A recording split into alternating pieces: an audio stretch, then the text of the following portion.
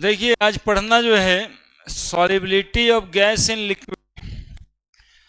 Gas soluble होता है liquid में, तो कितना सॉल्युबल होगा और किस बात पर डिपेंड करेगा, ये बात जानना है। सॉलिबिलिटी ऑफ गैस इन, बोलो ना आगे जी, solubility of gas in liquid. तो यहां पे होगा द अमाउंट ऑफ सॉल्यूट यानी gaseous solute in ml which maximum dissolve in 100 ml of solvent at particular temperature to form saturated solution called as solubility of gas in liquid। फिर आएगा solubility of gas in liquid किस बात पे depend करता है, तो एक nature आएगा, दूसरा टेम्परेचर आएगा और तीसरा प्रेशर भी आएगा इसमें, है ना। तो solubility of gas in liquid पढ़ेंगे आज, जो डिपेंड करेगा तीन बात पे, नेचर पे, टेम्परेचर पे और प्रेशर पे। तो हेडिंग बना दीजिए solubility of gas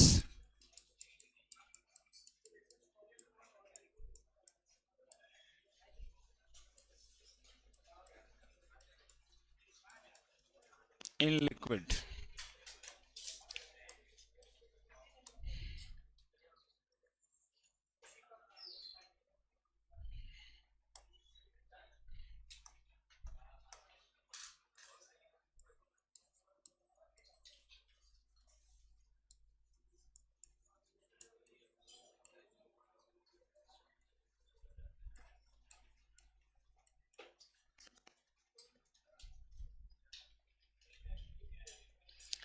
The amount of gaseous solute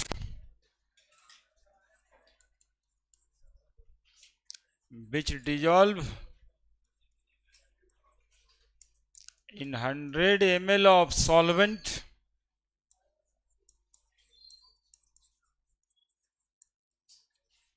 at constant temperature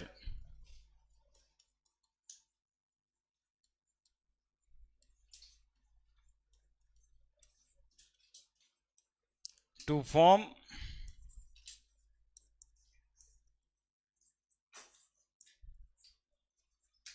saturated solution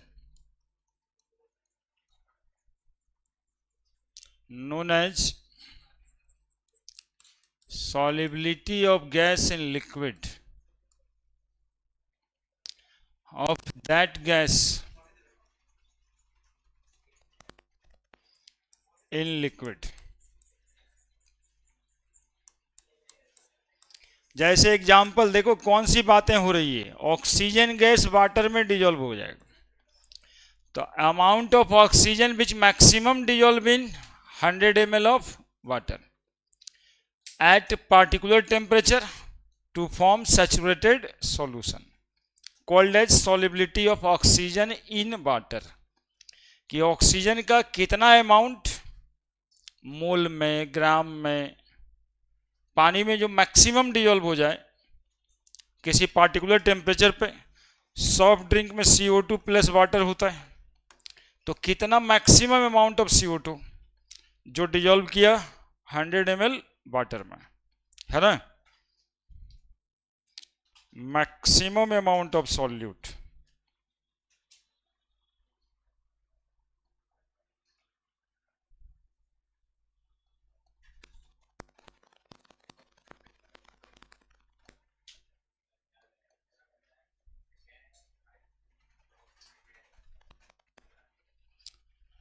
उसी को उसका सॉल्युबिलिटी कहेंगे। ये इसका एक तरीका, मतलब समझाएं सिर्फ।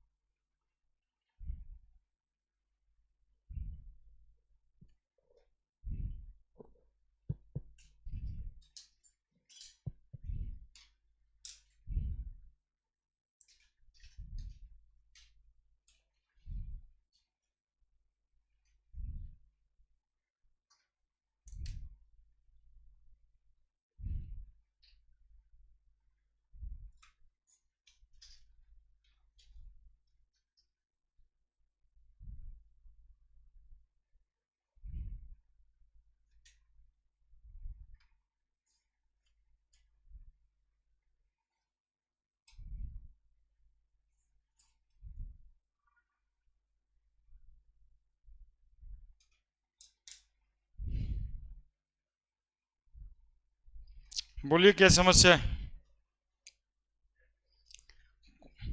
मैक्सिमम अमाउंट ऑफ CO2 भी डिजॉल्व इन 100 ml वाटर, क्या लिखे हैं समझाए ना। सॉलिबिलिटी CO2 की देखनी है, तो देखनी है कि मैक्सिमम अमाउंट ऑफ CO2 है ना। और सॉलिबिलिटी जो वर्ड है ये सबसे मिल जाता है। मोलरिटी को भी सॉलिबिलिटी कहते हैं, मोल फ्रैक्शन को भी सॉलिबिलिटी कह देंगे। वो देखना पड़ेगा क्वेश्चन में सॉलिबिलिटी का क्या डेटा उपलब्ध है, किस हिसाब से कहता है। Next, solubility of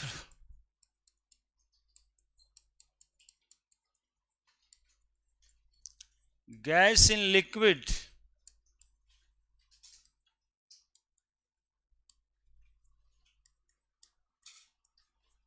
depends on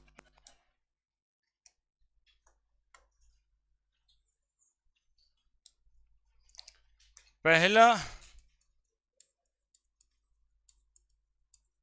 nature of solute,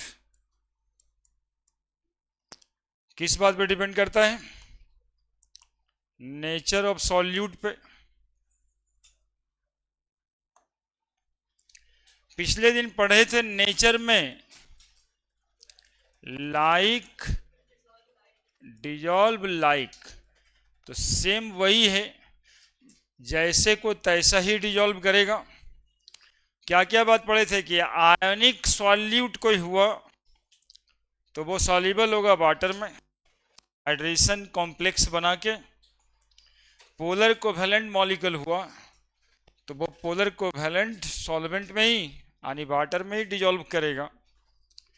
यदि कोई हाइड्रोजन बॉन्डिंग बनाने वाला मॉलिक्यूल हुआ तो वो हाइड्रोजन बॉन्डिंग वाटर से बना के सॉल्युबल होगा। और यदि नॉन पोलर मॉलिक्यूल हुआ तो नॉन पोलर सॉल्वेंट में सॉल्युबल होगा, यानी ऑर्गेनिक सॉल्वेंट में सॉल्युबल होगा। बात उतना ही। तो यहां भी वही बात है, यहां अलग से चार बात जान लेंगे कि अमोनिया गैस जो होता है is maximum soluble in water, maximum soluble gas में सबसे ज्यादा सॉल्युबल पानी में कौन सा गैस होता है, अमोनिया। जानते हैं क्यों, अब आपको रीजन तो आएगा ही ना। रीजन भाई, ammonia gas is maximum soluble in water, या soluble in water in maximum amount. तो देखो क्या होगा कि अमोनिया में 3 गो मॉलिक्यूल है, 3 एटम हाइड्रोजन है, ये अमोनिया का स्ट्रक्चर है। अमोनिया 5 इलेक्ट्रॉन रखता है नाइट्रोजन वैलेंस इलेक्ट्रॉन के रूप में। हाइड्रोजन के एक एक इलेक्ट्रॉन से ये तीनों इलेक्ट्रॉन शेयर कर लेगा, 2 इलेक्ट्रॉन इसका लोन पेयर बन गया अमोनिया। अब ये वाटर के साथ इंटर मॉलिक्यूलर हाइड्रोजन बॉन्डिंग करेगा।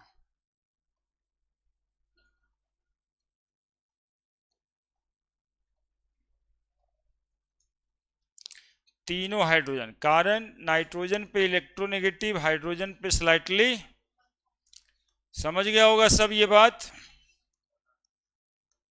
हाइड्रोजन पे स्लाइटली, तो इंटरमॉलिक्यूलर हाइड्रोजन बॉन्डिंग के वजह से अमोनिया वाटर में मैक्सिमम सॉल्युबल होगा। जल्दी बना दीजिए, और क्या करना है।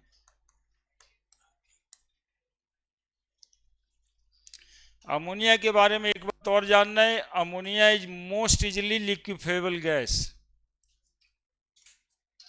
अलग से।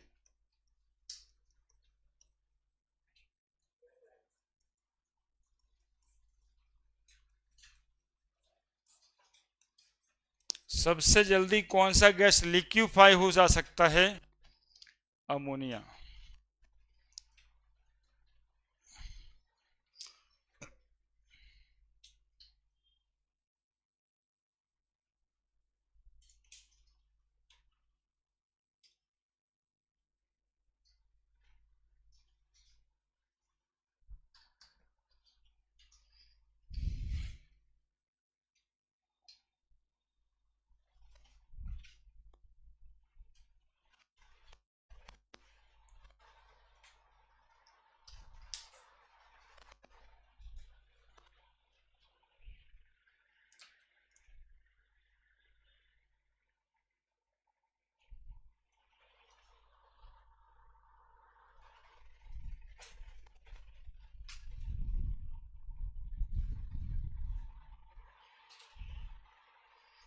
चल नेता बन रहे हो तिवारी जी तुम तो।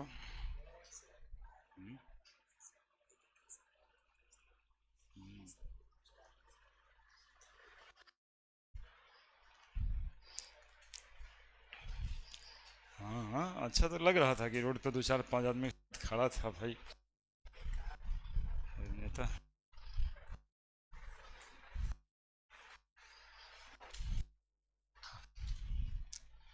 अमोनिया वाटर में सॉल्युबल है, क्यों सॉल्युबल है? बोलो ना जी, क्योंकि इंटरमॉलिक्यूलर हाइड्रोजन बॉन्डिंग करता है किसके साथ? वाटर के साथ।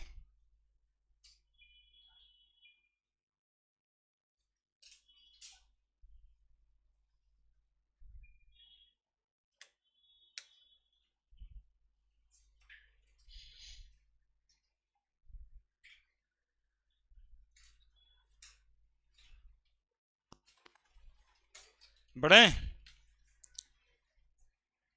बड़े।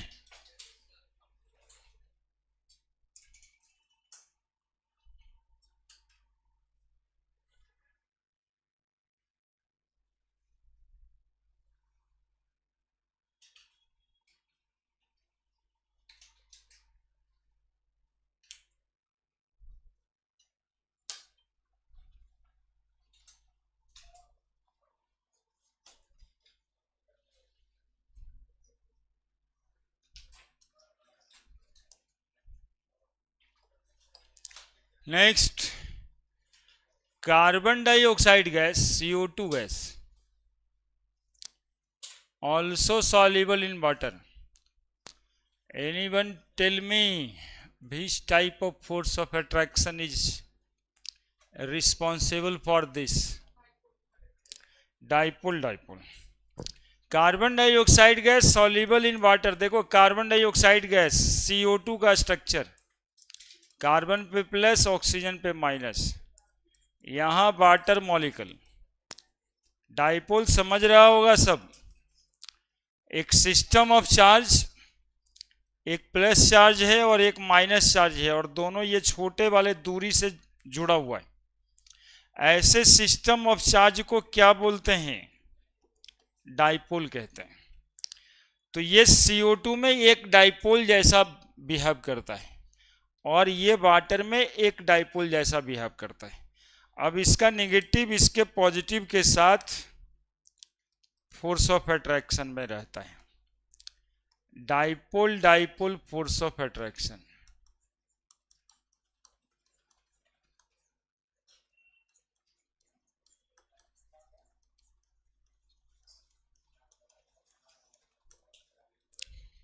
है ना? कार्बन डाइऑक्साइड और वाटर मॉलिक्यूल के बीच कौन सा फोर्स लगता है जिसके वजह से वो वाटर में सॉल्युबल हो जाता है, ये समझा रहे थे। तो कार्बन पे स्लाइटली पॉजिटिव चार्ज, ऑक्सीजन पे स्लाइटली, ये इसलिए कि ऑक्सीजन इलेक्ट्रोनेगेटिव है। ऑक्सीजन पे इलेक्ट्रोनेगेटिव, हाइड्रोजन पे इलेक्ट्रोपॉजिटिव, स्लाइटली पॉजिटिव चार्ज। एक ऐसा सिस्टम ऑफ चार्ज जिसमें प्लस चार्ज और माइनस चार्ज स्मॉल डिस्टेंस से सेपरेटेड होता है, उस सिस्टम ऑफ चार्ज को बोलते हैं डाइपोल। तो ये एक डाइपोल हुआ और ये एक डाइपोल हुआ, तो दोनों के बीच जो फोर्स ऑफ अट्रैक्शन लगेगा उसको क्या कहेंगे? Dipole dipole force of attraction. Charge आने का एक कारण ये भी है, जो मॉलिक्यूल्स है उसमें एक इलेक्ट्रोनेगेटिव एटम है, तो the molecule gate charge slightly positive slightly, and they create dipole. है ना? They create dipole.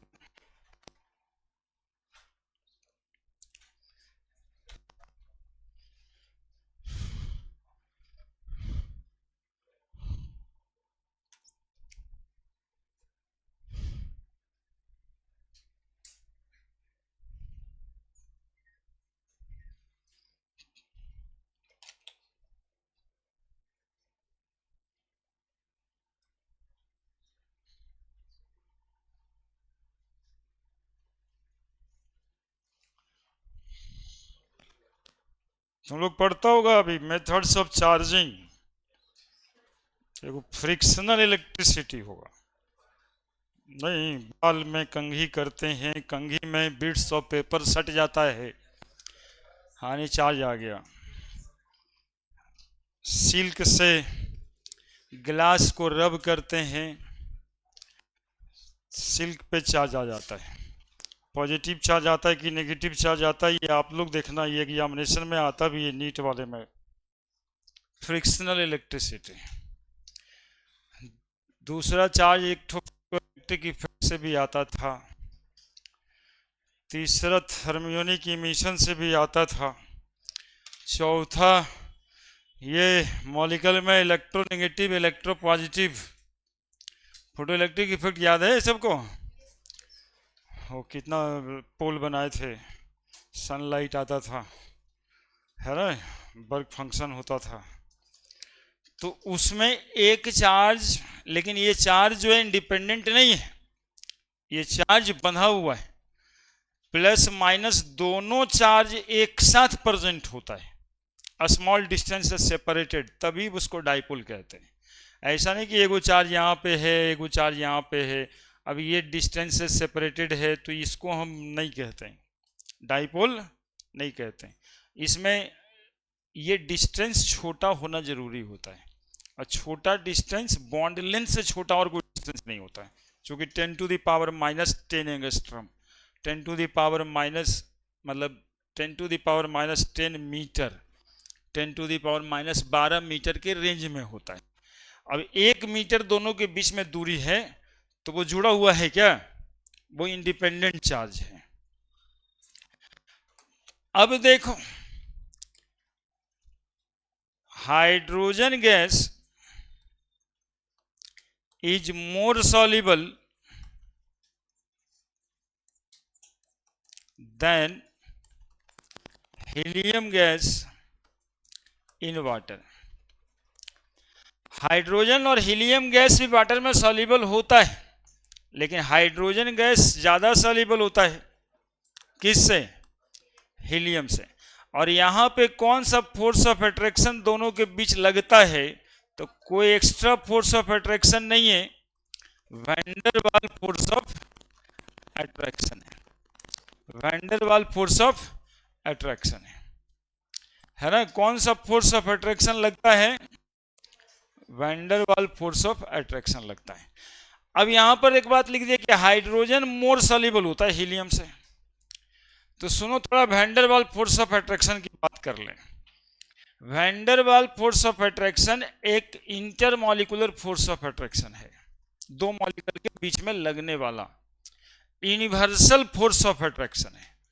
ये हर किसी के बीच लगता है, यानी कि इस दोनों मॉलिक्यूल के बीच भी लग रहा होगा क्या?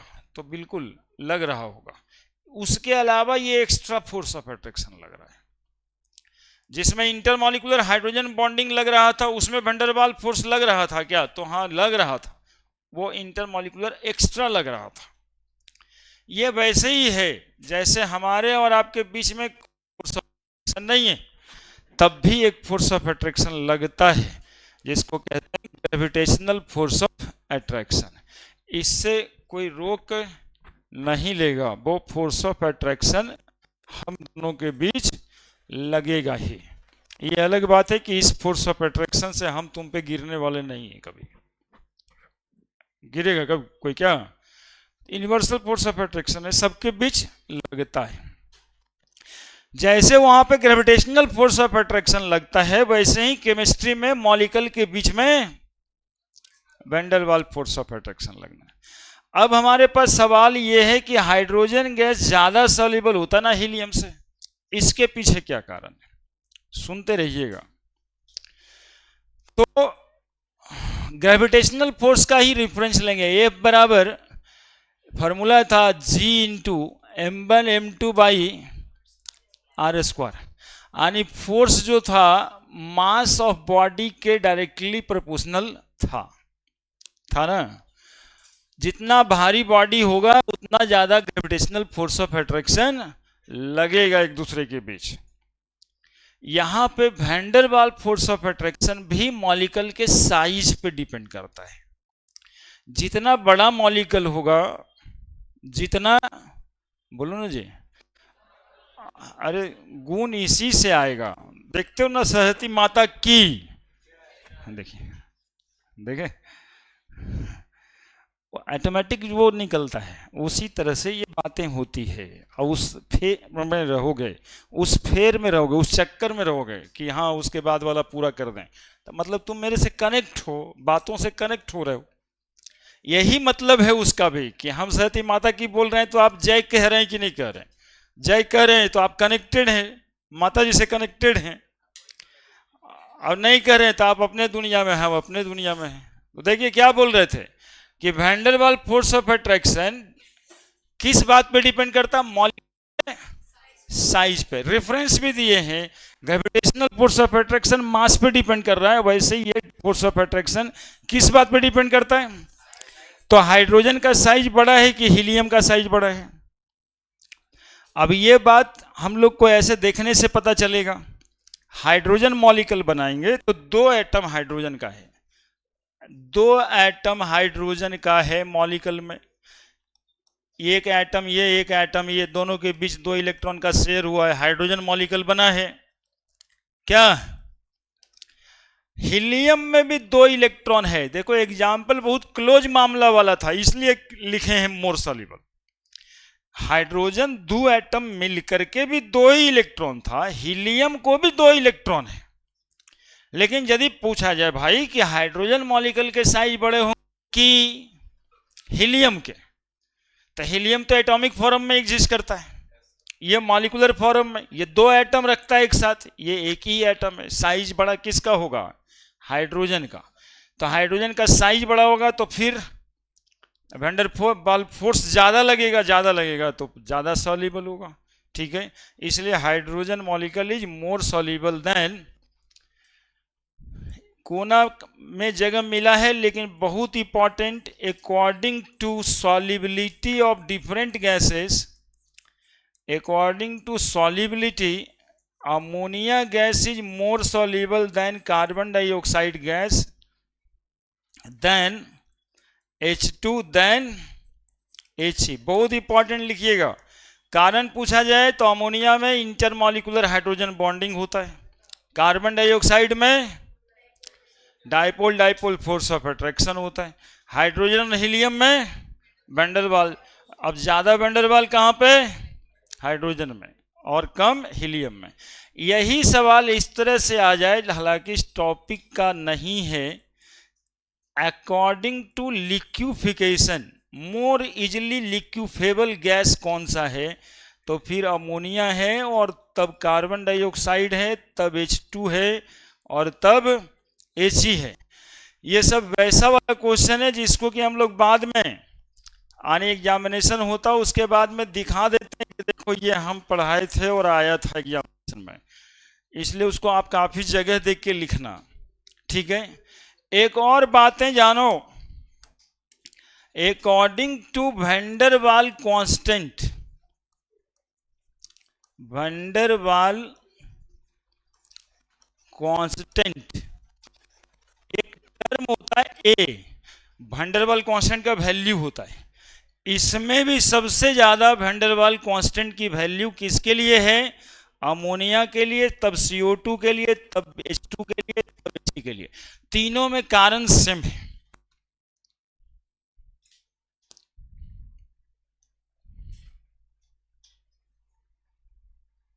खाली यहाँ पे सॉल्यूशन बना रहे हैं तो अमोनिया वाटर मॉलिक्यूल के बीच में हाइड्रोजन बॉन्डिंग है, लिक्विफिकेशन बोलेंगे तो अमोनिया अमोनिया के बीच होगा। तीन क्वेश्चन।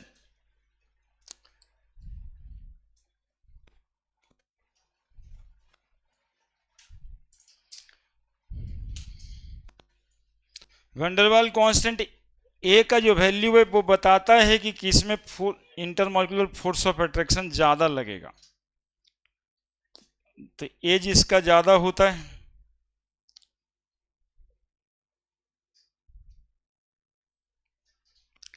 एक और बता दें, अकॉर्डिंग टू क्रिटिकल टेम्परेचर, पढ़ा है जी तुम लोग क्रिटिकल टेम्परेचर? जिस टेम्परेचर पे कोई गैस लिक्विफाई हो जाता है उस टेम्परेचर को क्रिटिकल टेम्परेचर कहते हैं। जिस गैस का क्रिटिकल टेम्परेचर ज़्यादा होता है वो जल्दी लिक्विफाई होता है। तो जिस गैस का क्रिटिकल टेम्परेचर ज़्यादा होता है तो क्रिटिकल टेम्परेचर सबसे ज़्यादा अमोनिया का होगा, तब CO2 का होगा, तब H2 का होगा, तब He का होगा। सही में पढ़ा जी, critical temperature, critical pressure, critical volume. जिसका क्रिटिकल टेम्परेचर ज़्यादा होता है उसी का वैन वाल कांस्टेंट ए का वैल्यू ज़्यादा होता है, और जिसका वैन वाल कांस्टेंट ए का वैल्यू जाता है वही जल्दी लिक्विफाई होता है। ये तीन बातें एक्चुअली में स्टेट्स ऑफ मैटर का है, अकॉर्डिंग टू लिक्विफिकेशन, एक van Waals constant, according to critical temperature, है ना।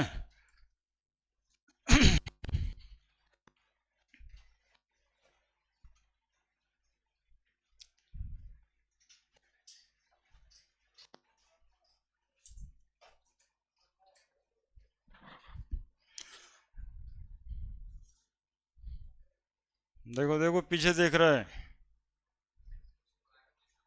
और लिखा नहीं होगा, लिखने के लिए छोड़ देगा, बगल वाला से लिखेगा।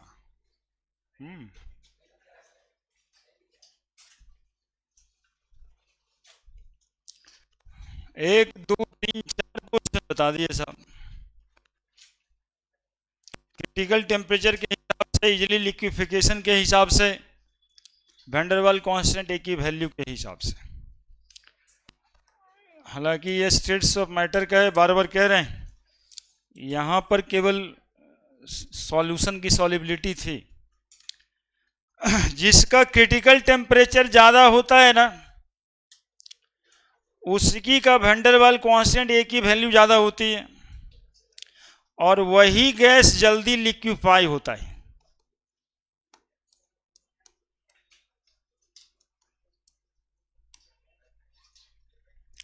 कभी कभी 2-4 गैस का क्रिटिकल टेम्परेचर लिख देता है, फिजिक्स में आएगा सवाल, ये 3 सवाल वहां से वहां तक फिजिक्स वाला बताएं। मॉलिक्यूल है लेकिन वो फिजिक्स में एक स्टेट्स ऑफ मैटर एक चैप्टर होगा ना, काइनेटिक थ्योरी ऑफ गैस, उसमें जाएगा लिक्विफिकेशन, वैन डर वाल कांस्टेंट और क्रिटिकल टेम्परेचर।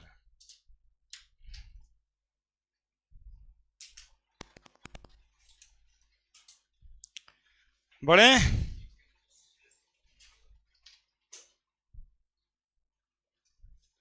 यहाँ पे ये बात बतानी थी।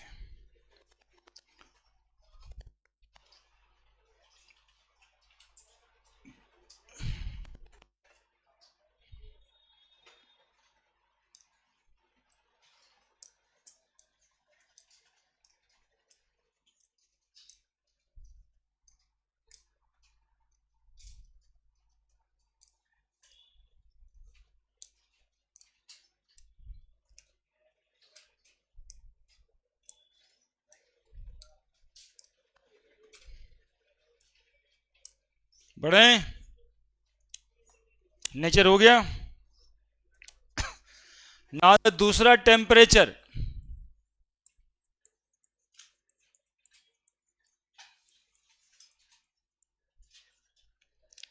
भाई solubility of gas in liquid temperature पे कैसे डिपेंड करता है, सुनिएगा। कोई गैसियस सॉल्यूट लेते हैं और सॉल्वेंट लेते हैं, लिक्विड, यही तो पढ़ाई हो रही है। कार्बन डाइऑक्साइड लिया है, वाटर लिया है, मैक्सिमम अमाउंट सॉल्युबल मतलब इक्विलिब्रियम आ जाएगा किसके बीच, यहाँ पे बना है सॉल्यूशन। हमारे इस पास में सवाल है कि इससे हीट रिलीज होगा कि इसमें हीट एब्जॉर्ब होगा, ये आपको बताना है। दिमाग में कहीं पर कुछ जगह है तो सोचिए, तो हीट रिलीज होगा, गैसियस सॉल्यूट है, लिक्विड सॉल्वेंट है, सॉल्यूशन बनेगा, तो हीट रिलीज होगा कि हीट एब्जॉर्ब होगा कि दोनों होगा, अलग अलग टाइम पे अलग अलग होगा, अलग अलग मॉलिक्यूल के साथ अलग अलग होगा, क्या होगा ये पूछ रहे हैं। तो अलग अलग मॉलिक्यूल में अलग अलग नहीं होगा, इसमें इसमें की ही बात होगा। सोचना कैसे था ये हम बता रहे हैं। Gaseous molecule are always in random motion. कोई शक है? कोई गैस मॉलिक्यूल है तो हमेशा वो रैंडमली मूव करता है, और जब वो रैंडमली मूव करता है और उसको सॉल्वेंट में हम मिक्स कर रहे होते हैं, सॉल्यूशन बनाना है, तो उसकी काइनेटिक एनर्जी लॉस होगी, और वही lost kinetic energy heat energy के रूप में अपीयर होगा। इसीलिए solubility of gas in liquid is always exothermic phenomenon. यह एंडोथर्मिक कभी हो ही नहीं सकता, क्योंकि हर गैस मॉलिक्यूल रैंडम मोशन में होता है। समझ रहे हैं? और रैंडम मोशन में होने के बाद उसको सॉल्वेंट में मिक्स कर रहे हैं, तो सॉल्वेंट में तो जगह कम है, बोतल में बंद कर रहे हैं, कहने का मतलब है। तो उसकी काइनेटिक एनर्जी अब क्या हो जाएगी? कम हो जाएगी। जितना डिक्रीज हुआ वो decrease in kinetic energy appear as heat energy. समझ आया सबको? तो सॉल्यूशन प्लस क्या लिखेंगे यहां पे? हीट। यानी dissolution of gas in liquid is always a exothermic phenomenon. सुनिएगा अभी और बात। ये जब एक्सोथर्मिक होता है, हीट रिलीज हो जाता है, तो इसकी सॉल्युबिलिटी बढ़ेगी क्या? और हीट कर देंगे तो सॉल्युबिलिटी बढ़ेगी क्या? देखो, इस सॉल्यूशन को और यदि तुम हीट करोगे ना, सॉल्यूशन को और यदि तुम हीट करोगे तो रिएक्शन बैकवर्ड डायरेक्शन में चला जाएगा ली चैटेलियर प्रिंसिपल से, चूंकि हीट एब्जॉर्ब ये सॉल्यूशन करेगा। और यदि ये सॉल्यूशन हीट एब्जॉर्ब किया तो क्या निकल के बाहर आ जाएगा?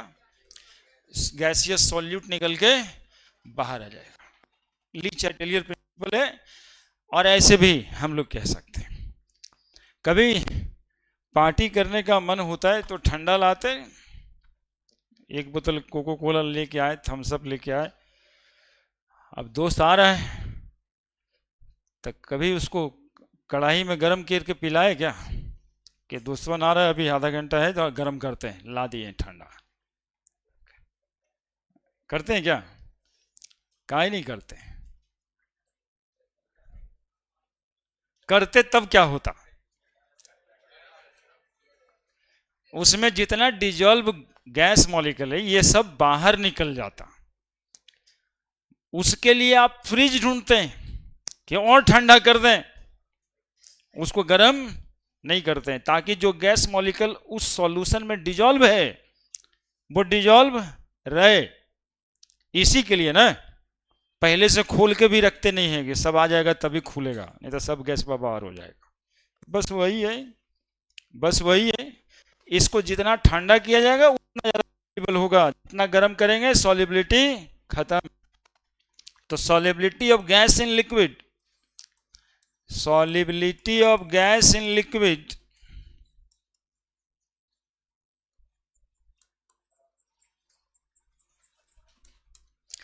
solubility of gas in liquid is inversely proportional to temperature। Temperature बढ़ाएंगे तो solubility of gas in liquid घटेगा। solubility of gas in liquid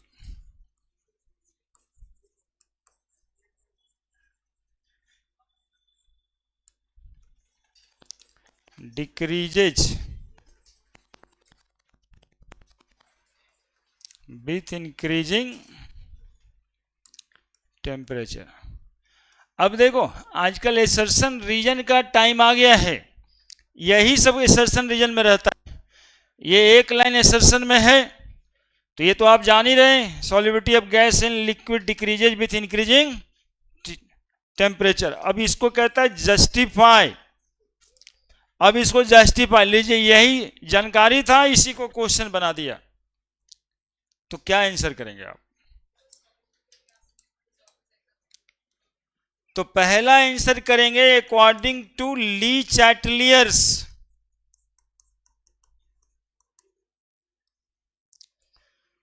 CBSE board का एग्जामिनेशन देने वाले बच्चे लोग, बोर्ड का वो क्या होता है, बोर्ड का सैंपल पेपर आता है ना। तो सैंपल पेपर इस साल का नहीं होगा, उससे पहले का होगा। तो इस साल वाले का ज़रूरत भी नहीं है, वो रख लीजिए साथ में, है ना। आज पढ़ाने के बाद उससे 17 क्वेश्चन 2019 से लेके अभी तक 17 सवाल बन जाएगा। शुरुआत से बनाते चलेंगे तो लगेगा नहीं कि कुछ बनाना है बाद में, सब अभी से ही होते जाएगा। और एक्चुअली में होते भी जाना वैसे ही चाहिए सब कुछ, एक साथ कुछ नहीं होता।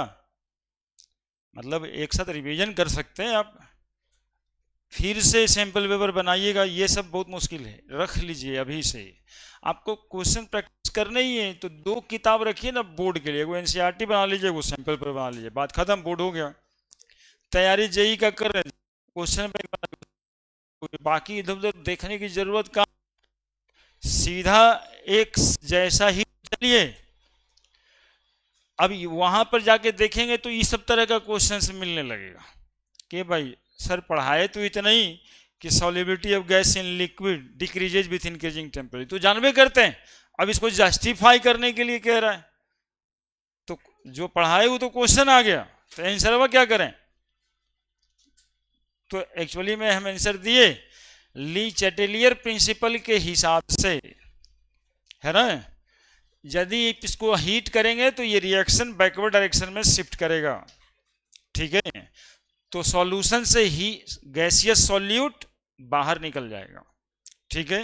तो according to Le Chatelier principle justify में लिखना है सबसे पहले, dissolution of gas in liquid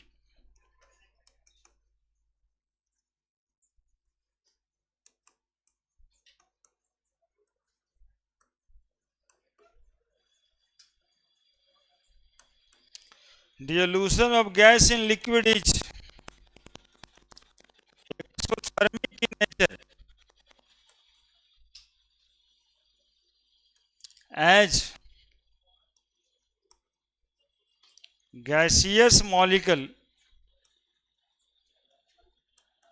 is in random motion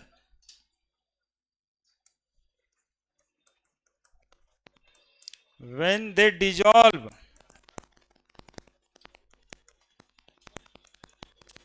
in water.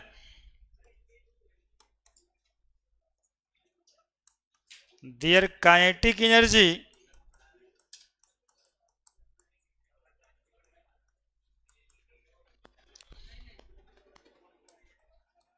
ceases and appear as heat energy.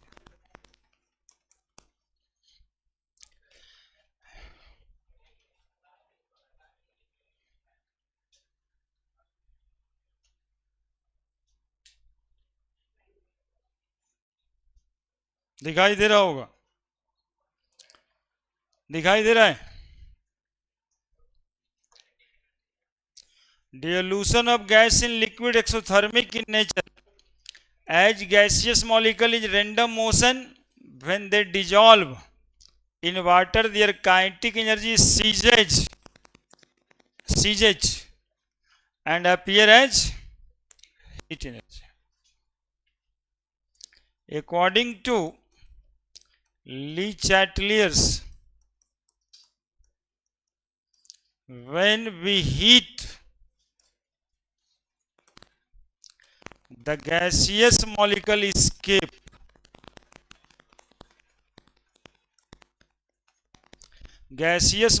escape from the solution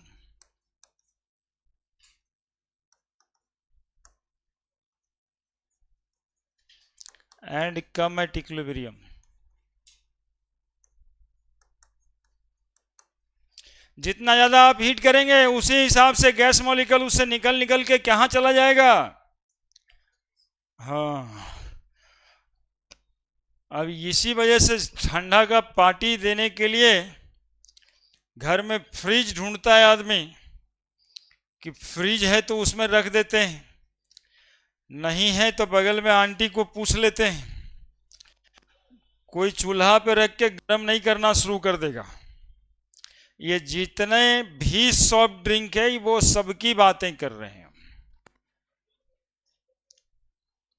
ऐसा नहीं होगा कि एक तरफ मुर्गा चढ़ा दिए एक तरफ ठंडा चढ़ा दिए।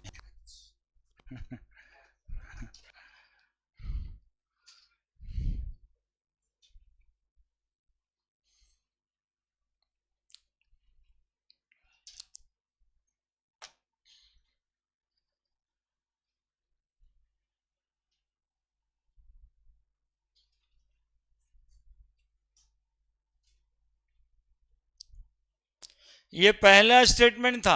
यदि एक स्टेटमेंट और देने के लिए कहता है जस्टिफिकेशन में कि जस्टिफाई फ्रॉम टू स्टेटमेंट, तो दूसरा स्टेटमेंट क्या है वो सुनिए।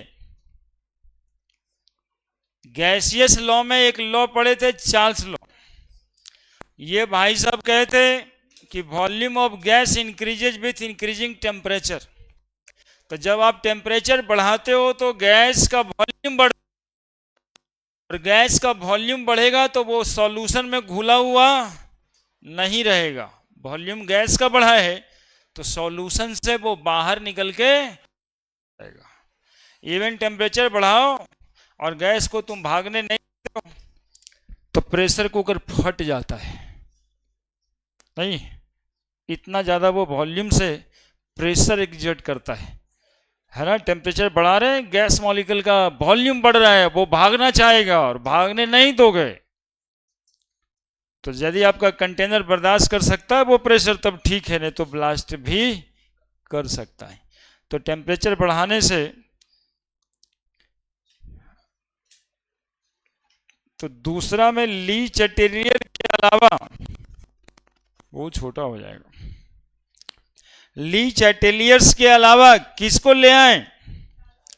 हाँ, दूसरा स्टेटमेंट अकॉर्डिंग टू चार्ल्स,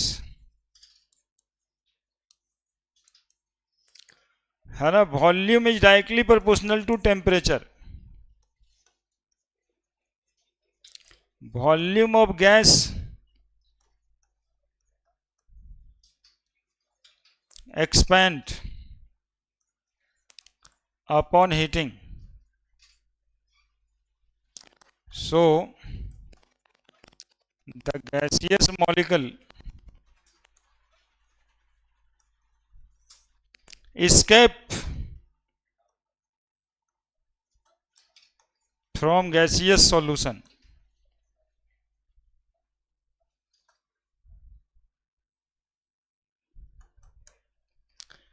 है ना। अब ऐसे लिखेंगे तो आपको 2 नंबर दे दिया जाएगा, 2 स्टेटमेंट देने को बोला है। ये वाली बात तो आपकी जानकारी के लिए कि क्यों एक्सोथर्मिक होता है ये लिखे थे। स्टेटमेंट तो एक, दूसरा स्टेटमेंट। यदि ये स्टेटमेंट देते हैं तो 2 नंबर मिलेगा, और नहीं तो इसलिए और हाँ और हेंस लिखते रहिए, क्या ही जाता है। नहीं, बचपन क्या करेगा, बचपन ऐसे करता है ना।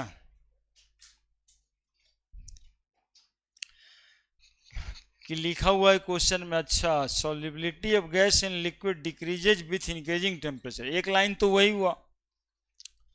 उसके बाद लिख रहा है वो इसलिए कि solubility of gas increases with decreasing temperature, hence solubility of gas. 4 line तो हो गया, है ना। According to question, hence, therefore, since, इस लगा करके 4 बात लिख दीजिए, नॉन एज हो गया। अब एग्जामिनर वहां खोज रहा है ली चैटेलियर कब लिखेगा ये चार्ल्स कब लिखेगा ये। वहां स्टेटमेंट तो कुछ और ही है, जो क्वेश्चन है वही आंसर है। हाँ, इस तरह का क्वेश्चन बड़ी खराब होता है, तो लगेगा कि तो आंसर में था, अभी ये क्वेश्चन कैसे हो गया। यही तो हम जानते थे, सॉल्युबिलिटी ऑफ लिक्विड जो होता है gaseous solute in liquid inversely proportional to temperature होता है।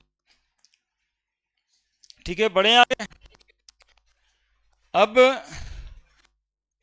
यदि ग्राफ बनाने का मन होगा, solubility of gas in liquid inversely proportional बना लीजिएगा। Solubility of gas in liquid अलग से, यहां पर नहीं, अरे यहां तो बच्चा सब टेबल पे लिख के चल जाएगा, अलग से लिखेगा, लिख दें। और इधर टेम्परेचर, कैसा ग्राफ बनेगा, इनवर्सली प्रोपोर्शनल।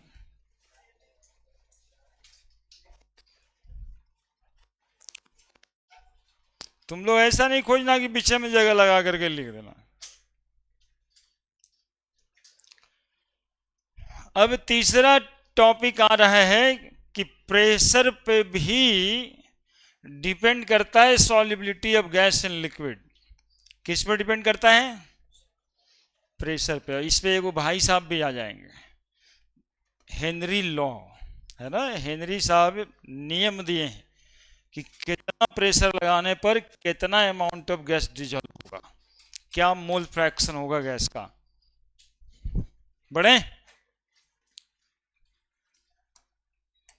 तीसरा factor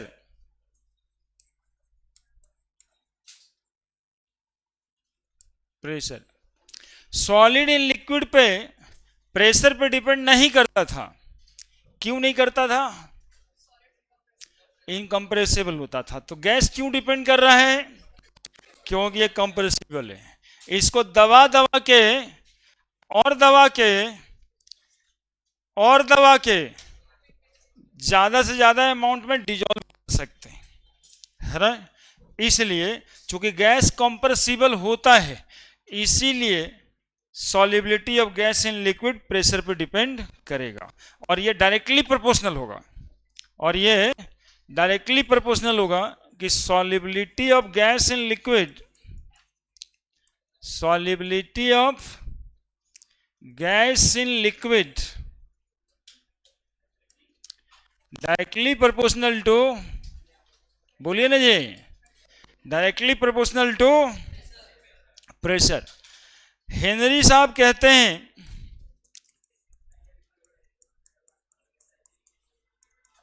Henry's law,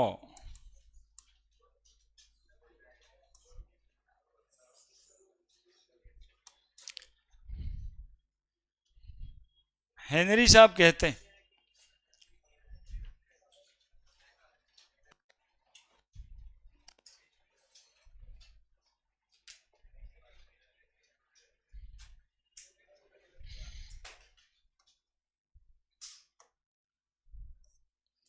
the solubility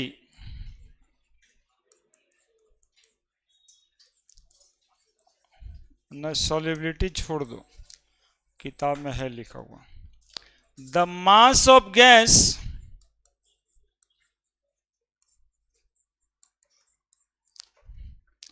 which dissolve in liquid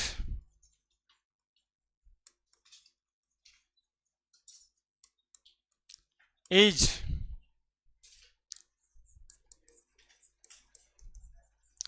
directly proportional to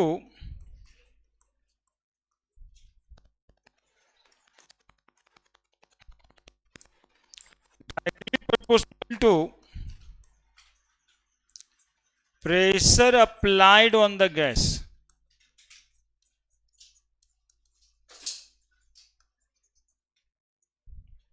Pressure applied on the gas at constant temperature. Temperature बढ़ने घटने नहीं देना है, क्योंकि इस पर तो मॉलिक्यूल की काइनेटिक एनर्जी बढ़ जाएगी, और काइनेटिक एनर्जी बढ़ने से वो भागने लगेगा। टेम्परेचर को इसलिए स्थिर रखना है, प्रेशर देना है। The mass of gas will dissolve in liquid is directly proportional to pressure applied on the gas at constant temperature. देखिए, हम 2 स्टेटमेंट के अलावे 3 स्टेटमेंट हेनरी लॉ का देंगे। आपके किताब में लिखा हुआ है the solubility of gas which dissolve in liquid is directly proportional to partial pressure applied on the gas. बस एक लाइन, हम इसी को दो स्टेटमेंट में कन्वर्ट करेंगे, फाइनली वो स्टेटमेंट लिखेंगे। चूंकि हमारा न्यूमेरिकल बनाना एम है, उस सॉल्युबिलिटी से क्लियर नहीं होता है, दो बातें करनी पड़ती है, एक मास की और एक मोल फ्रैक्शन की। सॉल्युबिलिटी में दोनों बातें आ जाता है, मास भी आ जाता है, मोल फ्रैक्शन भी आ जाता है। क्या लिख रहा है, समझ में आया क्या? Mass of gas which directly proportional to pressure applied on it.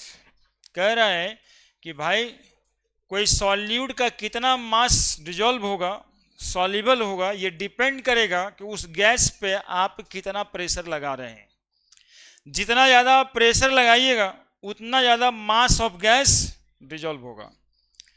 M बराबर करने के लिए एक कांस्टेंट लेना पड़ेगा, that is Henry law constant KH into P, where KH is equal to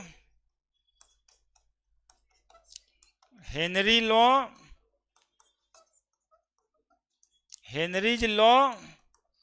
constant, Henry law constant. ठीक है, सुनिएगा, अभी बात शुरू हुआ है, खत्म नहीं हुआ कि हेनरी लॉ हो गया, ऐसा नहीं है, अभी ये शुरू हुआ है। देखिए, जब m directly proportional to p है तो p directly proportional to m होगा कि नहीं? अरे ये कंफ्यूजन आपको होगा, एक लाइन छोड़ देंगे तब नहीं हो, और क्या कंफ्यूजन होगा इसके लिए बता रहे हैं। जब वो mass directly proportional to p हुआ तो p directly proportional to m भी होगा या नहीं होगा? ये भी तो वही स्टेटमेंट दे रहा है। तो P बराबर क्या करें, KH into M, where KH is Henry law constant. अब जरा देखो, यही काम तुम लोग करते हैं। अब जरा देखो, KH बराबर यहां पर लिखेंगे तब क्या होगा,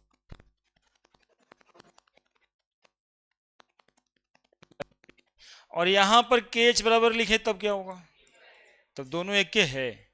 अरे ये होगा कि ये होगा, दोनों में से जस्टिफाई करना पड़ेगा ना कि होगा कौन इसमें। ये दोनों तो बराबर ही है, m directly proportional to p directly proportional to m, लेकिन रिजल्ट तो अलग आ रहा है या नहीं है? एक जगह 10वां में ऐसे था आपका v directly proportional two ohm साहब का लॉ था, नहीं था? तो v इज इक्वल टू लिखते थे, ठीक है। इसी में I directly proportional to v भी था, तो I बराबर जब लिखते थे 1/r इंटू v करते थे, ताकि v बराबर फिर से क्या निकल के आए। तो यहां हेनरी लॉ कांस्टेंट में तो ऐसा नहीं किए। हेनरी कहते हैं ऐसा करिएगा भी मत, क्योंकि वहां रेजिस्टेंस एक फिजिकल क्वांटिटी था, और हेनरी साहब बोले हम तो आदमी हैं, बोले हमारा नीचे कैसे डाल दीजिएगा, हमको इन्वर्स मत कीजिएगा, उल्टा नहीं टंगेंगे हम। बोला हेनरी भाई साहब को कि तब क्या करें, आप तो रिलेशन दिए डायरेक्टली प्रोपोर्शनल का, तो m directly proportional to p, तो p directly proportional to m भी होगा। तो उपाय क्या है? तो बच्चा कोई आंसर लेके आएगा 10 और कोई लेके आएगा 0.1, नहीं लेके आएगा जी। अरे होना यही ना है, कोई आंसर लाएगा 10, कोई लेके आएगा 0.1। हेनरी साहब कहे कि भाई यूनिट देखो, देखो तो यूनिट क्या है इसमें, ग्राम पर बार। इसमें यूनिट KH का क्या है? तो हेनरी साहब कहते हैं कि हमारा यूनिट देख के फॉर्मूला लगाओ। यूनिट यदि ग्राम पर बार का है तब m/p लगाओ, और बार पर ग्राम का है तो p/, तो आसानी हो गया यार, यूनिट से ही फॉर्मूला पता चल जाएगा हमको, यूनिट से ही पता चल जाएगा। ठीक है, तो be apply the formula of Henry law constant by examine their unit. Unit देख के हम लोग हेनरी लॉ कांस्टेंट का फॉर्मूला अप्लाई करते हैं। ठीक है, और कभी कभी हेनरी लॉ कांस्टेंट ही निकालना आ जाए तब क्या करें, आप जो भी निकालें उसमें यूनिट जरूर लिखें। यहां पे यूनिट नहीं लिखने से नंबर कट जाएगा, है ना। इसी के लिए यूनिट का उतना शुरुआत से जो है आपको ये कहा जाता था, अरे आंसर लिखता है तो यूनिट जरूर लिखो, ये यहां पर काम आ जाता है। तो be apply the formula of K H by examine the unit of केच।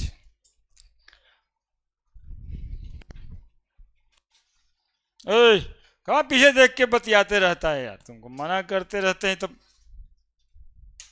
वो डंडा भी रखते हैं एक ठो।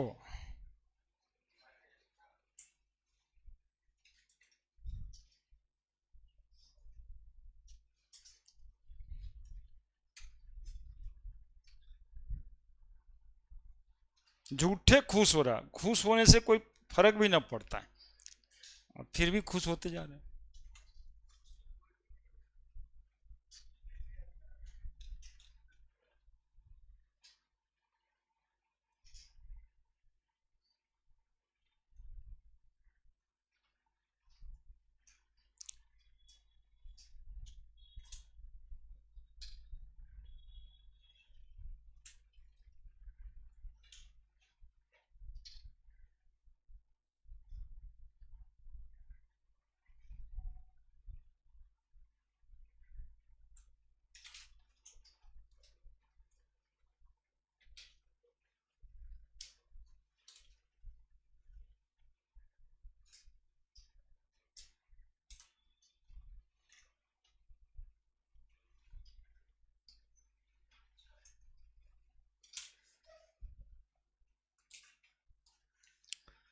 और यदि ग्राफ बनाना होगा तो मास और प्रेशर के बीच ग्राफ बनेगा।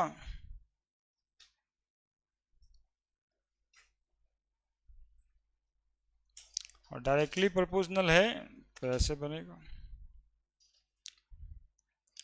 यहाँ पे मास एक्चुअली में सॉल्युबिलिटी है,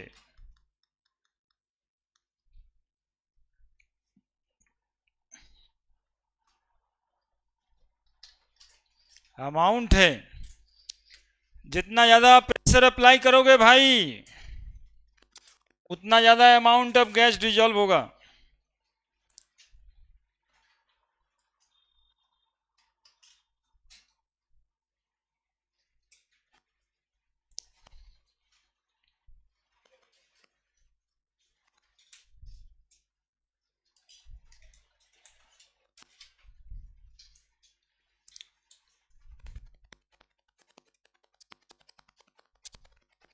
तो कितना आजाद हो गया तुम लोग 12th में आते आते। एम बाई पी भी लिख दिए तो सही, पी बाई एम लिख दिए तो सही। प्रॉब्लम है ना कुछ, इसमें गलती क्या होगा। ओम्स लॉ में तो देख रहा है तुम लोग, इतना आसान था फिर भी 2-4 बार गलती हो जाता था बनाने में। ई बराबर आर आई लगाना है तो कभी आई बराबर कुछ और लगा दिए, जिसको गुना करना था वो भागा हो गया। लेकिन यहाँ पर ऐसा कुछ नहीं है, जो भी बनाओ यूनिट लिख दे बाद में।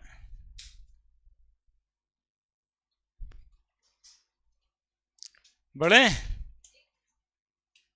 B apply the formula of KH by examine unit. अभी 2 और आएगा केज का फॉर्मूला, 4 यूनिट है इनका।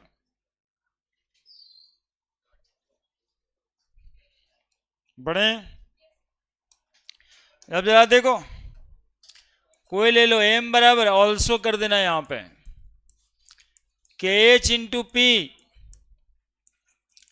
तो एम बाई पी बराबर K H Henry law constant, आणि एम बाई पी बराबर कांस्टेंट, आणि M one by P one बराबर M two by P two, और M one by M two बराबर P one by P to.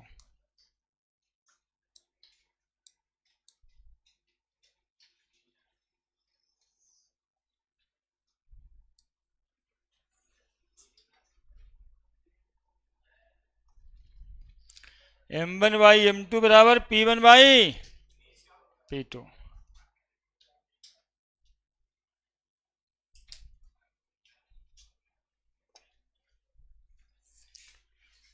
हाँ, इस पे क्वेश्चन भी कर लेते हैं।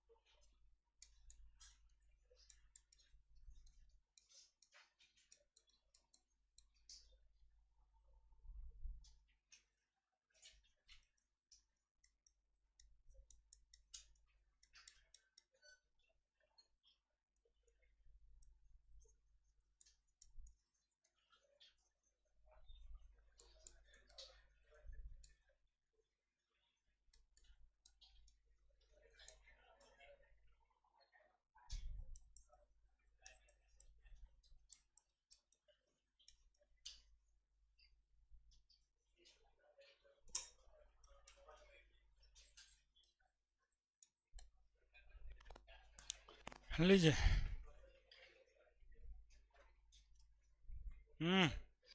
बातचीत नहीं, सवाल देखिए।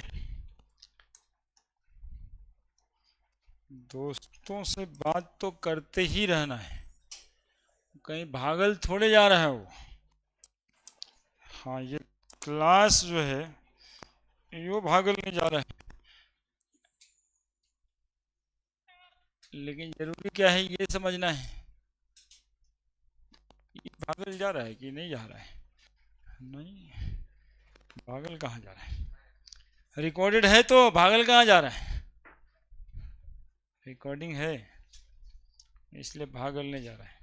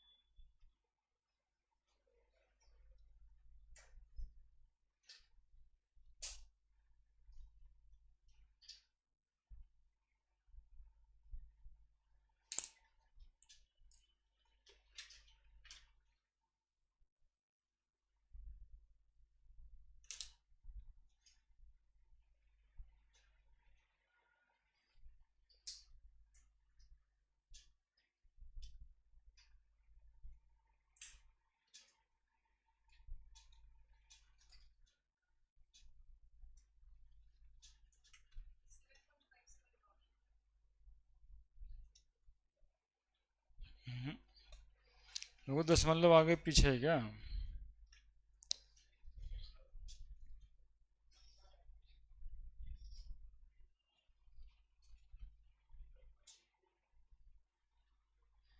क्या कहता है द पार्शियल प्रेशर इथेन का आंसर, इथेन का partial pressure over a solution containing इतना ग्राम, तो mass is equal to 6.56 into 10⁻³ gram. 1 bar है, यानी भी एक बार प्रेशर पे जब इथेन को हम डिजोल्व कर रहे हैं तो 6.56 इंटू 10⁻³ ग्राम इथेन डिजोल्व हो जा रहा है। कितना प्रेशर लगाने से? एक बार। कह रहा है इफ द सॉल्यूशन कंटेन, इसमें 5.00 गुना 10⁻² ग्राम इथेन ही है, तो what shall be the pressure applied on it. सवाल यही है। क्या कह रहे हैं सवाल में कि एक लिक्विड में इथेन हम डिजोल्व कर रहे हैं एक बार प्रेशर पर, तो इतना ग्राम मास डिजोल्व हो रहा है, तो यदि वो सॉल्यूशन में इतना ही ग्राम मास डिजोल्व है तो प्रेशर कितना लगाए होंगे। बस यही सिंपल था क्वेश्चन। तो इसको 1 कर लें, इसको m2 क्या कर लें, P2, m1/m2 बराबर P1/P2। m1 हो गया 6.56 इंटू 10⁻³ 5.00 इंटू 10⁻²। P1 है 1, P2 नहीं पता है क्या, तो P2 बराबर 500 गुना 10⁻², 656 गुना 10⁻³ 500 गुना 10⁻² प्लस 3 बाई 656, यही ना है जी। 10⁻तो 1 आ जाएगा यहाँ पे, तो 5000 हो जाएगा बाई 600, कितना आता है 7.62, तो वही था जी।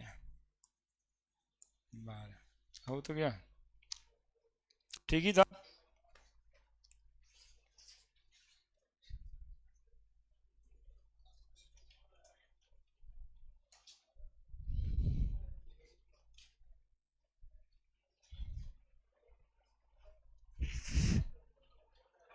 तुमको क्या लग रहा है, तुम क्रिकेट भी देख लोगे, पढ़ भी लोगे, हैं?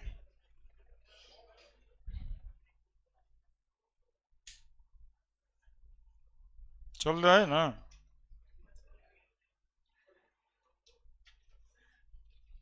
ऐसे थोड़े होता है। वो अपने जो है 24 घंटा में 18 घंटा का काम है। क्रिकेट मामूली 2 घंटे का काम नहीं है, उसमें खुद ही 18 घंटा लगना है, क्योंकि उसका कंपटीशन बहुत ज़्यादा टफ है। ऑल ओवर इंडिया में क्रिकेट खेलना तो सबको आता है, किसको नहीं आता है। वहाँ तुम्हारे लिए हो सकता है कि 5000 का बैट आए, कोई डंटे से खेल ले, ज़्यादा अच्छा कौन खेलेगा, वो डंटा से खेल रहा है, वो तार वाला आता है, वो ऐसा वाला लीफ, उकरे से खेल रहे और दिन रात खेले हुए बिना प्रेशर का खेल रहा है, वो भी 18 घंटा कोई खेल रहा है, खाली खेल रहा है, कभी कुछ कभी कुछ, और साथ साथ में 10 ठो का टीम भी बना रहा है, मतलब एक टीम मैनेजमेंट भी करने उसको आता है। क्योंकि हम खेलें तो बॉलिंग कोई करेगा ना, वो तो उगरो लेके जाना है कि यार चल तू, एगो फील्डिंग करने वाले कम से कम 4-5 आदमी को साथ रखना है, दिन रात खेलना है, तब जाकर करके वो कितना टफ कंपटीशन है। ऑल ओवर इंडिया सीट 11 को, 4 को और पानी ढोने वाला 15 को, उसमें भी पहुंच भी लगता है, तो कितना टफ हो गया, तो कंपटीशन ज़्यादा है। नीट और आईआईटी से तो 50 गुना ज़्यादा है, 50 गुना नहीं 100 गुना ज़्यादा है क्रिकेट में जाकर के कुछ कर लेना। हमको लगता है 1000 गुना ज़्यादा है। तो क्या संभव है, ऐसी खेल करके क्या ही होना है। लोग सोचते रहते हैं कि Galileo लेंगे। दूसरा स्टेटमेंट देखो देते हैं हेनरी लॉ का।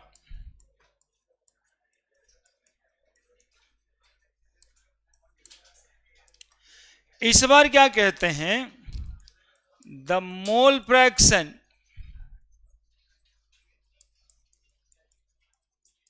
जिसको सॉल्युबिलिटी भी बोल सकते हैं आप, खाली मोले फ्रैक्शन लिखते हैं, सॉल्युबिलिटी लिख के तुम लोग को टेंशन काहे के लिए, अलग लिख देंगे। The mole fraction of the gas which dissolve in liquid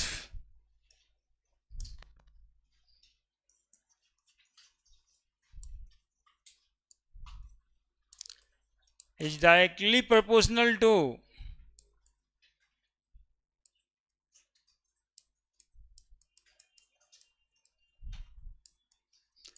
the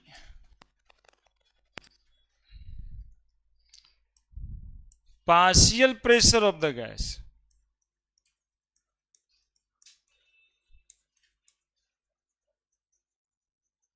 Partial pressure applied on the gas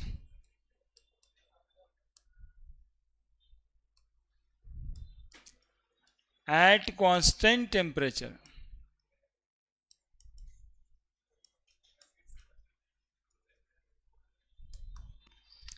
यहां पर मोल फ्रैक्शन एक्चुअली में लिखें, स्टेटमेंट वही है। हेनरी लॉ का तो एक ही कहना था ना, solubility of gas, solubility of mass में देख रहे हो, मोल फ्रैक्शन में देख रहे हो, आपको आसान कर रहे हैं हम ये सब स्टेटमेंट लिख करके। चूंकि नोमेरिकल क्वेश्चन आ रहा है, वो मास से आ रहा है, सॉल्युबिलिटी मास से भी कंपैरिजन हो सकता है, मोल फ्रैक्शन से भी, मोलरिटी से भी। तो the mole fraction of the gas which dissolve in liquid is directly proportional to partial pressure applied on the gas. देखोगे थोड़ा सा देख लो, 2 minute. X is directly proportional to, X बराबर क्या लिखें, फिर के एच बराबर क्या लिखेंगे, ऑल्सो जब X directly proportional to P लिखाएगा तो पी डायरेक्टली प्रोपोर्शनल टू, तो पी बराबर क्या लिखेंगे, अब के एच बराबर क्या लिखेंगे, फिर से यूनिट बदल जा रहा है, यूनिट ऑफ के एच, मोल फ्रैक्शन का यूनिट होता नहीं है पर बार, यूनिट ऑफ के एच खाली बार, जो प्रेशर का यूनिट है ना। तो यहां भी वही बात लिखेंगे कि by examine the unit of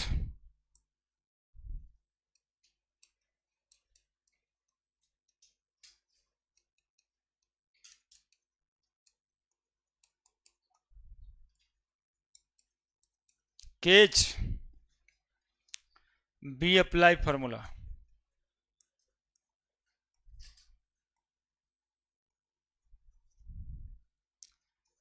केच इज है क्या, KH proportionality constant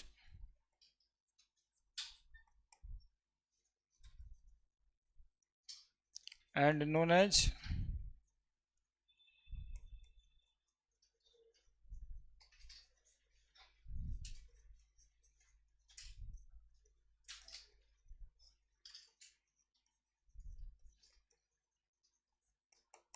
Henry law constant.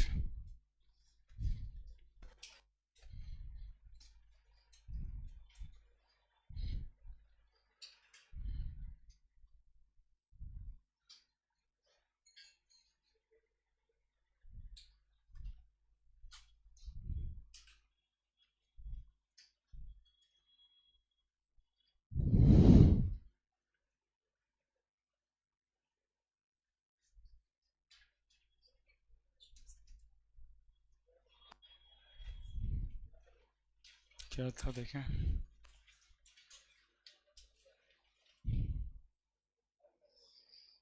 ये यहाँ पे नहीं बनेगा, वैसे बना सकते हैं। 1 लीटर वाटर में दिया है तो 1 मिलियन में निकाल दीजिए,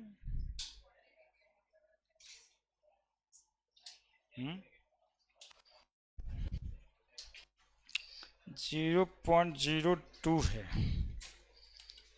बटा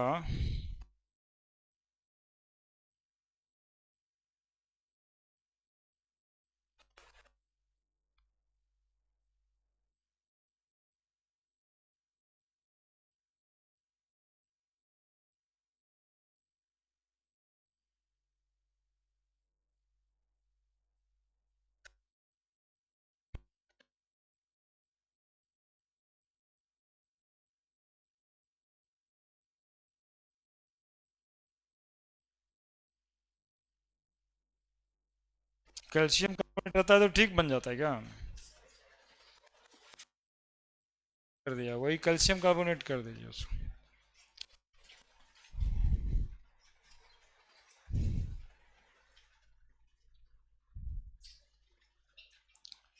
यहां भी एक ग्राफ लगेगा,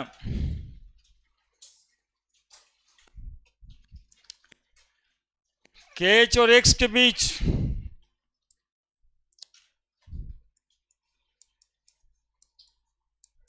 लगा सकते हैं ना? देखो फॉर्मूला कैसे लगाना है वो सुन लो, समझ लो थोड़ा।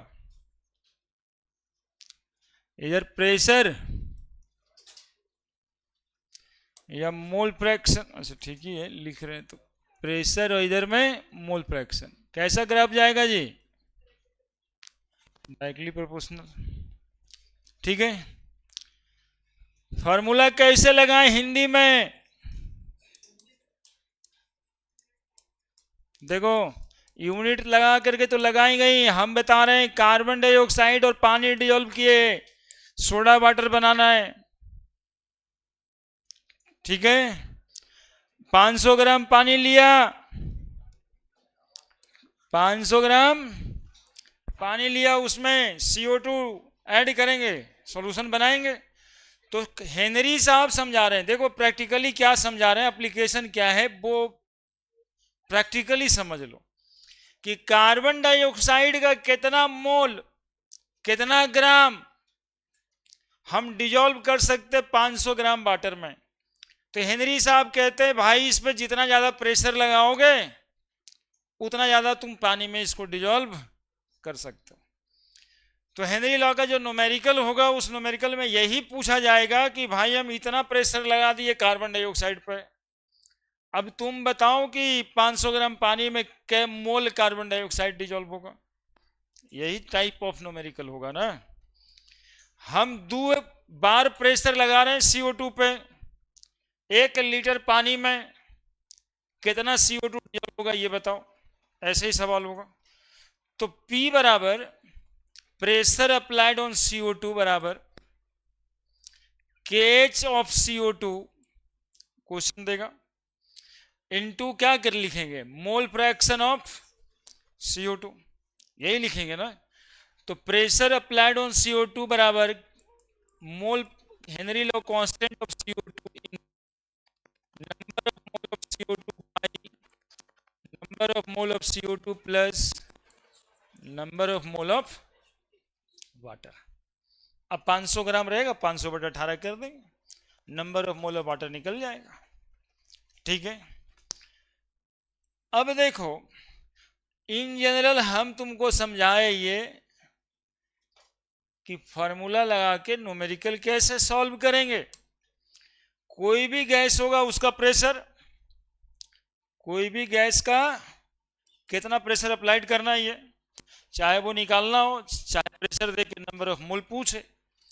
केएच किसका लेंगे, गैस का, न्यूमेरिकल में देगा, इनटू नंबर ऑफ मोल किसका, गैस का, बाई नंबर ऑफ मोल किसका। चूंकि solubility of gas in liquid पढ़ना है तो लिक्विड वाटर ही जनरली होगा, नंबर ऑफ मोल किसका। यही पूरा फॉर्मूला से आपका हेनरी लॉ का सवाल बनने वाला है, ये पूरा फॉर्मूला से है ना। फॉर्मूला कैसे लगाएगा मतलब ये था, ऐसे लगाएंगे फॉर्मूला आप, जल्दी लिखिए।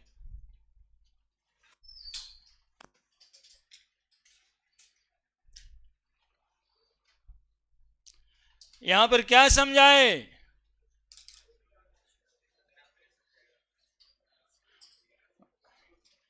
यहां पे समझाए कि हेनरी साहब कहते हैं प्रेशर अप्लाई करिएगा जिस भी गैस पे, गैस वाटर में डिजोल्व होगा उसी हिसाब से प्रेशर अप्लाइड करिएगा। कार्बन डाइऑक्साइड पे, कार्बन डाइऑक्साइड ही वाटर में डिजोल्व होगा, तो हाउ मच अमाउंट, उसी के लिए फर्क।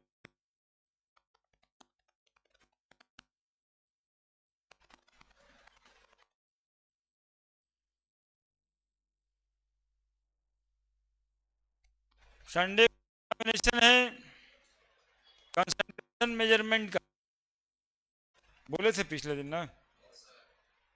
नो सर, 11 बजे, 10 बजे भी हो सकता है, मतलब 10:30 बजे से लेके 1 बजे तक, 1:30 बजे तक, 2 बजे तक, उस बीच में आके कभी भी आप टेस्ट दे सकते हैं। कहने का मतलब ये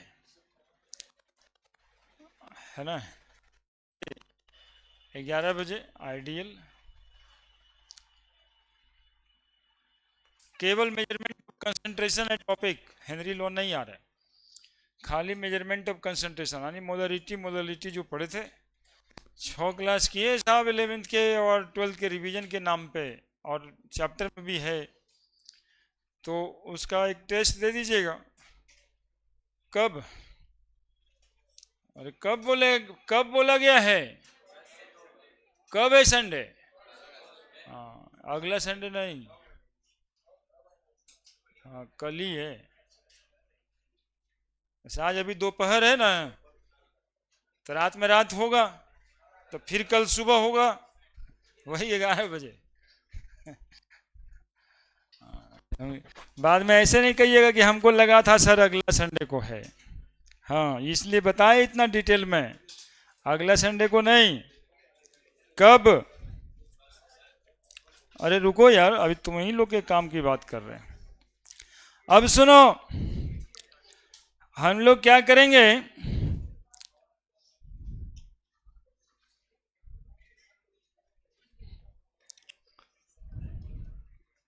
ये आपको सिखा रहे हैं अलग से,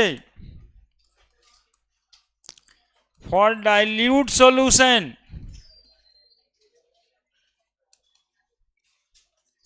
डाइल्यूट सॉल्यूशन में सॉल्यूट का अमाउंट जो है ना कम होता है, सॉल्यूट का amount, the number of mole of gas is very less than number of mole of water.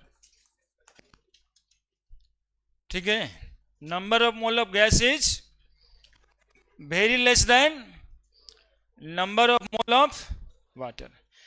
ऐसे हालात में ये वाला टर्म इग्नोर भी किया जा सकता है।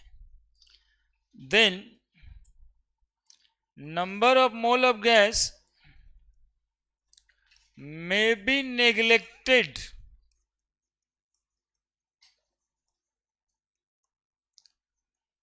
in addition term। Number of mole of gas को हम लोग क्या कर देंगे, नेग्लेक्ट कर देंगे। तो देखो, पार्शियल प्रेशर ऑफ गैस बराबर mole fraction, Henry law constant तो है ही है गैस का, तो number of mole of gas by क्या बन जाएगा, number of mole of H2। अरे तुम लोग दिमाग लगाओ यहां पे यार, देख रहे हैं क्या हल कर दिए, तुम लोग के आसानी के लिए किए, और ये क्वेश्चन पे डिपेंड करेगा। अब जैसे कि पानी का 55 मोल है और सॉल्यूट 0.05 मोल है, तो इग्नोर करने में क्या बुराई है ना। 1 किलो पानी में डिजोल्व कर रहे हैं, तो 1 किलो पानी में नंबर ऑफ मोल होता है 55.55, और उसमें सॉल्यूट 0.05 है, तो इग्नोर कर देंगे कन्वीनियंट के लिए। जहां number of mole of gas ही निकालना है तो इक्वेशन बड़ा आ जाए, वैसे समय में इग्नोर करके बना दीजिएगा। सुनिए, इतना ही से बात नहीं खत्म हुआ है अभी। प्रेशर ऑफ गैस बराबर Henry law constant of gas, number of mole of gas weight by molecular weight, और number of mole of water weight by molecular wait.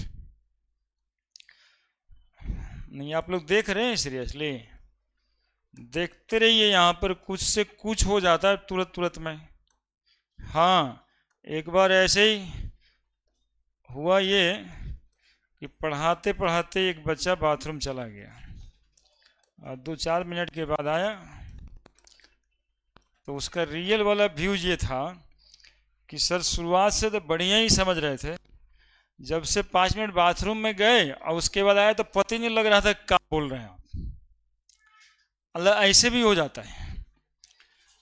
तो ये भी एक्सपीरियंस से ही बता रहे हैं। अब देखिए, देख रहे हैं क्या? कुछ समझ में आ रहा है? कुछ ज़्यादा विशेष जो हम आपको बताना चाह रहे होंगे। Pressure of gas is equal to mole fraction, नहीं, हेनरी लॉ कांस्टेंट गैस का into W/m into big W KG में ले लें और मॉलिक्यूलर मास केजी में भी रख लेंगे। जरा बताइए ये किस फॉर्मूला को लिखा गया है? Wait by molecular weight into weight of solvent. कौन सा फॉर्मूला है ये? तो बताइए, प्रेशर बराबर KH इंटू मोललिटी गुना molecular mass of solvent in KG. ऐसे जानना पड़ता है बातों को, तब जाकर के कुछ होने जैसा हो जाता है।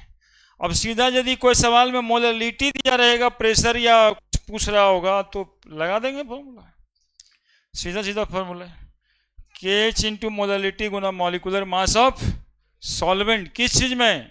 केजी में, है ना? ऐसे भी तुम लोग रिलेशन देखा था कि मोल फ्रैक्शन बराबर होता है मोललिटी गुना मॉलिक्यूलर मास। लिखो लिखो लिखो, 4 बजाने के चक्कर में रहोगे तब तो ऊब लगने लगेगा, लेकिन ये कॉन्सेप्ट आने के बाद अपने में एनर्जी महसूस होगा, और वैसे समय में ज्यादा महसूस होगा जब सवाल में मोललिटी आया होगा।